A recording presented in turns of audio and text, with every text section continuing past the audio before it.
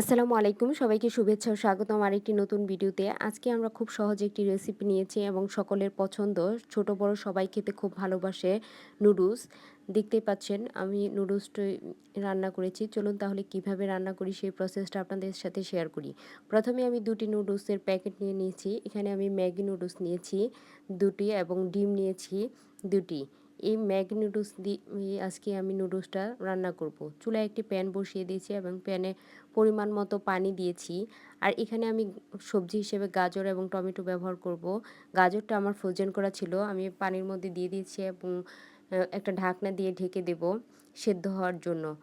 যখন দেখব যে গাজরটা সেদ্ধ হয়ে এসেছে, তখন এর মধ্যে যে আমি নুডলসটা আগে থেকেই রেখেছি কেটে, সেগুলো দিয়ে দিব একসাথে, যাতে নুডলসটা এবং ফ্রোজেন করা গাজরটা সিদ্ধ হয়ে এসে, যখন আপনি দেখবেন যে ভালো সিদ্ধ হয়ে এসেছে, তখন এটাকে নামিয়ে নিতে হবে। দেখুন আমি গাজর এবং নুডলসটা ঢেলে নিয়েছি।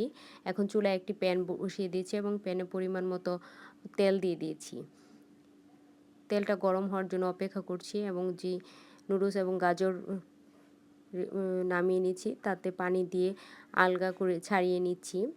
এখন প্যানের মধ্যে আগে থেকে আমি পেঁয়াজ কুচি এবং কাঁচা ঝাল চিড়ে রেখেছিলাম, সেগুলো দিয়ে দিব। একটু নেড়ে চেড়ে নিব ভালো করে। স্বাদ মতো লবণ দিয়ে দিয়েছি। সামান্য পরিমাণে হলুদ ব্যবহার করব যাতে কালারটা সুন্দর আসে, সেজন্য খুব ভালো করে নেড়ে চেড়ে নিতে হবে। মশলাটা যখন কষানো হয়ে যাবে, দেখতে পাচ্ছেন মশলাটা আমার কষানো হয়ে গেছে। এই পর্যায়ে আমি টমেটো দিয়ে দিব। টমেটোগুলো আগে থেকে আমি কুচি কুচি করে রেখেছিলাম। টমেটোটা সেদ্ধ করে নিতে হবে আগে, সেজন্য একটু ঢাকনা দিয়ে আমি সিদ্ধ করে নিচ্ছি। দেখতে পাচ্ছেন আমার টমেটোটা মোটামুটি ভালো পারফেক্টলি গলে গেছে।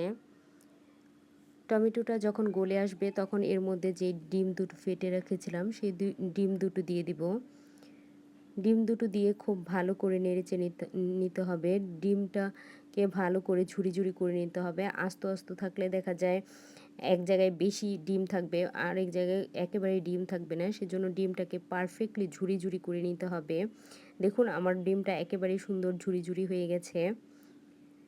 এখন যেই নুডলসটা আগে থেকে সিদ্ধ করে রেখেছিলাম, সেটা এর মধ্যে দিয়ে দিব আমি। একটা জিনিস খেয়াল করবেন, আমি কিন্তু নুডলসের মশলাটা আগে ব্যবহার করিনি। যেহেতু অনেক সময় দেখা যায় নুডলসের মশলাটা যদি আমি ডিমের মধ্যে দিই, সেই ক্ষেত্রে দেখা যায় ডিমের মধ্যে মশলাটার পরিমাণ বেশি হয়ে যায়।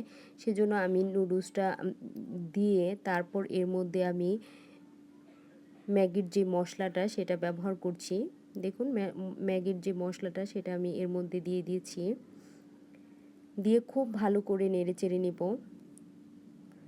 দেখুন মশলাটা আমি দিয়ে দিয়েছি এবং এইভাবে নুডলস রান্না করলে দেখা যায় বাড়ির ছোট বড় সকলের খুবই পছন্দ করে।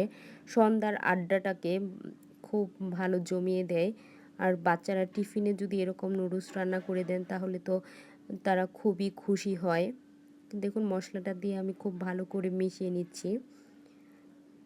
আপনার যখন মেশানো হয়ে যাবে, তখন আমার মেশানো কমপ্লিট হয়ে গেছে। এখন আমি যে ধনে পাতাগুলো আগে থেকে কুচি করে কেটে রেখেছিলাম, সেগুলো দিয়ে দেবো এবং খুব ভালো করে ম্যাশ করে নিব।